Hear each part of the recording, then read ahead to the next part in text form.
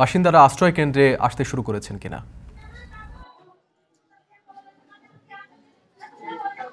বিপ্লব, কক্সবাজারের দুই দ্বীপ উপজেলা মহেশখালী এবং কুতুবদিয়া, এই দুটি দ্বীপে কিন্তু বিপুল সংখ্যক মানুষ একেবারে বেড়িবাঁধের কাছাকাছি বসবাস করেন এবং এই বাসিন্দাদের অনেকেই কিন্তু বর্তমানে ঝুঁকিতে রয়েছেন, যেহেতু ঘূর্ণিঝড়ের আশঙ্কাটি রয়েছে এবং ইতিমধ্যে কিন্তু মহেশখালীর একটি জায়গায় কিন্তু চরপাড়া এলাকায় কিন্তু বেড়িবাঁধ ভেঙে বেশ কিছু বাড়িঘরে পানি প্রবেশ করেছে এবং কয়েকশো পরিবার কিন্তু এখনো পানি।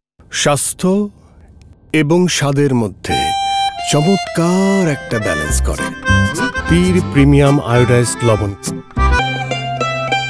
কুতুবদিয়া পাড়া, সমিতিপাড়া এলাকা রয়েছে, সেখানেও কিন্তু বেশ কিছু পরিবার, অর্ধশতাধিক পরিবার কিন্তু পানিবন্দী অবস্থায় রয়েছে এবং আমরা দেখেছি যে যখন জোয়ারটি আসলে শুরু হয় তখন জোয়ারের পানি কিন্তু এইসব এলাকায় প্রবেশ করে এবং সেখানকার যে বাড়িঘরগুলো রয়েছে সেখানে হাঁটু পানি পর্যন্ত কিন্তু সেখানে অবস্থা তৈরি হয় এবং এই অবস্থার প্রেক্ষিতে কিন্তু বর্তমানে কক্সবাজারের বিভিন্ন আশ্রয় কেন্দ্রে লোকজন আসা শুরু করেছেন। ইতিমধ্যে কক্সবাজারের যেহেতু ৬৩৮টি আশ্রয়কেন্দ্র খোলা হয়েছে, ইতিমধ্যে আমরা খবর নিয়ে জেনেছি যে জেলা প্রশাসনের ত্রাণ ও পুনর্বাসন শাখা থেকে যেটি জানানো হয়েছে, ইতিমধ্যে ৫,২২২ জন মানুষ কিন্তু বিভিন্ন আশ্রয়কেন্দ্রে আশ্রয় নিয়েছেন। এই মুহূর্তে আমরা যে আশ্রয়কেন্দ্রটিতে আছি এটি কক্সবাজার শহরের পৌর প্রিপারেটরি উচ্চ বিদ্যালয়। এখানে উপকূলের কাছাকাছি, সমুদ্রের কাছাকাছি যেসব লোকজন বসবাস করেন, প্রায় ৩০,০০০ পরিবার কিন্তু সমুদ্রের কাছাকাছি সমিতিপাড়া, কুতুবদিয়া পাড়া এইসব এলাকায় বসবাস করেন। এইসব এলাকা থেকে মানুষ কিন্তু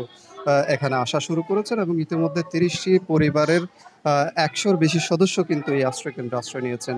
আমরা পৌরসভা কর্তৃপক্ষের সাথে কথা বলেছি, তারা যেটি বলেছেন যে এখানে যারা আশ্রয় নিয়েছেন তাদের জন্য বিশুদ্ধ পানি এবং খাবারের যে ব্যবস্থা সেটি তারা করার উদ্যোগ নিয়েছেন। ইতিমধ্যে সন্ধ্যায় তাদের শুকনো খাবার সরবরাহ করা হবে এবং রাতে তাদেরকে খিচুড়ি, মাংসের যে খিচুড়ি সেটি বিতরণ করার তারা উদ্যোগ নিয়েছেন। তবে এখন পর্যন্ত যারা আশ্রয় নিয়েছেন তারা কিন্তু এখন পর্যন্ত কোনো ধরনের সহায়তা তারা পাননি এবং এখানে যারা আশ্রয় নিয়েছেন এই আশ্রিতের এই সংখ্যাটা কিন্তু ক্রমান্বয়ে বাড়বে এবং সন্ধ্যা নাগাদ কিন্তু আশ্রিতের সংখ্যা কিন্তু ব্যাপক হারে বাড়বে, এটি কিন্তু এখানকার সংশ্লিষ্টরা আশা করছেন এবং জেলা প্রশাসন থেকেও কিন্তু এটি নিশ্চিত করা হচ্ছে। বারবার বিভিন্ন এলাকায় মাইকিং করা হচ্ছে, যারা এখন পর্যন্ত আশ্রয় কেন্দ্রে যাননি তারা যেন আশ্রয় কেন্দ্রে চলে যান। কক্সবাজার থেকে মন্তোষ বেদজ্ঞ যুক্ত ছিলেন। এদিকে রিমালের প্রভাবে চট্টগ্রামে বেড়েছে বাতাসের বেগ, একই সঙ্গে ভারী বৃষ্টিতে রয়েছে পাহাড় ধসের শঙ্কা। সেখানকার উপকূলীয় এলাকায় প্রস্তুতি নিয়ে জানতে চাই, পতেঙ্গা থেকে যুক্ত হচ্ছেন সহকর্মী কাজী মাহফুজ। জানতে চাই যে রিমালের মধ্যে উপকূলে আঘাত আনতে শুরু করেছে, কি ধরনের প্রভাব দেখছেন উপকূলে, পাশাপাশি সমুদ্র কি আরও উত্তাল হয়েছে কিনা, কেমন দেখছেন পরিস্থিতি? বিপ্লব, দুপুর থেকে মূলত ঘূর্ণিঝড় রিমাল তার ভয়াবহতা জানান দিতে শুরু করেছে। আমরা এই মুহূর্তে রয়েছি চট্টগ্রামের পতেঙ্গার সমুদ্র সৈকতের নিকটে আকমল আলী ঘাট, যেটি জেলেপল্লী হিসেবে পরিচিত। এই জেলেপল্লীতে প্রায় ২০০টি পরিবার রয়েছে। এখানে যারা বসবাস করেন তারা বলতে গেলে এখন সেই ভয়াবহতার, ঘূর্ণিঝড়ের ভয়াবহতার মধ্যে রয়েছে। স্বাভাবিক সময়ে এখানে পানির যে ফ্লো থাকে, যে প্রবাহ থাকে, তার চাইতে আজকে ৫ থেকে ৬ ফিট উচ্চতায় পানি প্রবাহিত হচ্ছে, যার কারণে এখানে যে টিন শেডের ঘরগুলো আছে যেখানে জেলেরা থাকে তারা অনেকটা মানবেতর জীবনযাপন করছে। পানি অনেকের বাসা বাড়িতে পানি ঢুকে পড়েছে, কেউ তাদের মালামালগুলো সরিয়ে নিরাপদ স্থানে নিয়ে যাচ্ছে। আমরা সেই দৃশ্যগুলো দেখতে পাচ্ছি। এখানে একটি প্রাইমারি স্কুল রয়েছে, সেটি কিন্তু ঝড়ো হাওয়ায় অনেকটা ভেঙে চুরমার হয়ে গেছে, সেই দৃশ্যও কিন্তু আমরা এখানে দেখেছি। যদিও আমরা জেলা প্রশাসনের পক্ষ থেকে দেখতে পাচ্ছি তারা কিন্তু তাদের সচেতনতামূলক কার্যক্রমগুলো পরিচালনা করছে। এখানে যারা এই উপকূলীয় এলাকায় বসবাস করছে, যারা বেশি ঝুঁকির মধ্যে আছে, তাদেরকে আশ্রয় কেন্দ্রে চলে যাওয়ার জন্য বলা হচ্ছে।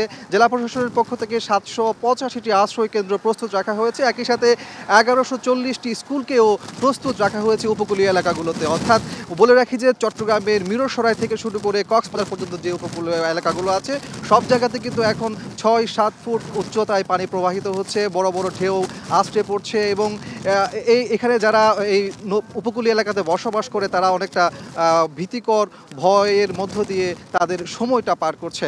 আপনার মাধ্যমে বলে রাখি যে চট্টগ্রামের পতেঙ্গা সমুদ্র সৈকতের নিকটেই কিন্তু হচ্ছে আন্তর্জাতিক আমানত আন্তর্জাতিক বিমানবন্দর, সেখানেও কিন্তু সব ধরনের প্রস্তুতি নেওয়া হয়েছে আমরা যতটুকু জানতে পেরেছি। এবং আজ দুপুর ১২টা থেকে সন্ধ্যা ৮টা পর্যন্ত সব ধরনের বিমান চলাচল বন্ধ রাখা হয়েছে। আমরা সেই খবরটিও এর আগেও জানিয়েছি।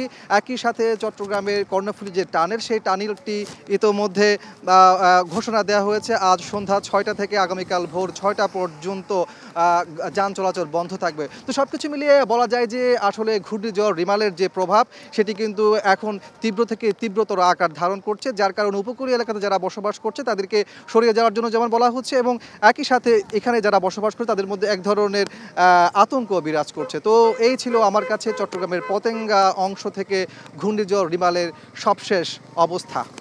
পতেঙ্গা থেকে কাজী মাহফুজ যুক্ত ছিলেন। ঘূর্ণিঝড় রিমালের পরিস্থিতি জানাতে ভোলা থেকে যুক্ত হচ্ছেন এবার ইমতিয়াজুর রহমান। ইমতিয়াজ, জানতে চাই যে প্রত্যেক বছরই ঘূর্ণিঝড়ে উপকূলীয় এলাকায় গবাদি পশুর ব্যাপক ক্ষতি হয়। এবছর আগে ভাগেই কি কোনো ব্যবস্থা নেওয়া হয়েছে কিনা, এই ধরনের সতর্কতামূলক ব্যবস্থা নেওয়া হয়েছে কিনা প্রশাসনের পক্ষ থেকে?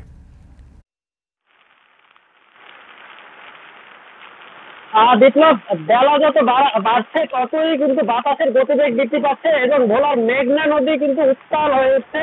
আপনি আমার পিছনে দেখতে পাচ্ছেন যে ঢেউয়ের তীব্রতা এতটাই বেশি যে দাঁড়িয়ে থাকা খুব মুশকিল হয়ে পড়ছে। এছাড়াও আপনার জন্য জানিয়ে রাখি, ভোলার মনপুরার কলাতলি, চরপেশনের ঢালচরের কুকুরুকুড়ি চরপাতিলার প্রায় 4 থেকে 5টি দ্বীপচর ইতিমধ্যে প্লাবিত হয়েছে। প্রায় অর্ধশতাধিকের উপরে বসত বাড়ি নিমজ্জিত হয়েছে বলে আমরা জানতে পেরেছি। ইতিমধ্যে এই এলাকার মানুষজনকে কোস্টগার্ডের সহায়তা, নৌবাহিনীর সহায়তা, উপজেলা প্রশাসন স্থানীয় সাইক্লোন সেন্টারে নিয়ে যাওয়ার কার্যক্রম পরিচালনা করছে বলেও কিন্তু উপজেলা প্রশাসনের পক্ষ থেকে আমরা জানতে পেরেছি। ইতিমধ্যে কিন্তু কুকুরমুখী, ঢালচর এবং চর বাতিলা থেকে প্রায় 5,500-এর মতো সাধারণ মানুষদেরকে আশ্রয় কেন্দ্রে নিয়ে আসা হয়েছে। এছাড়াও বাকি এলাকাগুলোতে কোস্টগার্ডের উদ্ধার অভিযান চলছে বলে কিন্তু উপজেলা প্রশাসনের পক্ষ থেকে আমরা জানতে পেরেছি। আর এছাড়াও বর্তমানে যে বাকি দ্বীপচরগুলো রয়েছে ওই এলাকার গবাদি পশু নিয়ে ওই এলাকার মানুষজনরা বেশ শঙ্কিত রয়েছে। আমি রয়েছে ভোলার মেঘনার পাড়ে। এই মেঘনার অপর সাইডে ভোলার মাঝের চর অবস্থিত। সেই মাঝের চরও বেশ কিছু এলাকা প্লাবিত হয়েছে। সেখানকার ইউপি সদস্য সহ কোস্টগার্ডের সদস্যরা সেখানে উদ্ধার অভিযান চালাচ্ছে। তবে এই ভোলা জেলায় 869টি সাইক্লোন সেন্টার প্রস্তুত করা হয়েছে। সাইক্লোন সেন্টারগুলোতে ইতিমধ্যেই সাধারণ মানুষরা আসতে শুরু করেছে। আবহাওয়া ক্রমশ খারাপ হচ্ছে, গ্রহণ আবহাওয়া, বাতাসের গতিবেগ বৃদ্ধি পাচ্ছে। সকল কিছু মিলিয়ে একদম ভয়াবহ অবস্থা বিরাজ করছে ভোলার মেঘনার পাড়ে।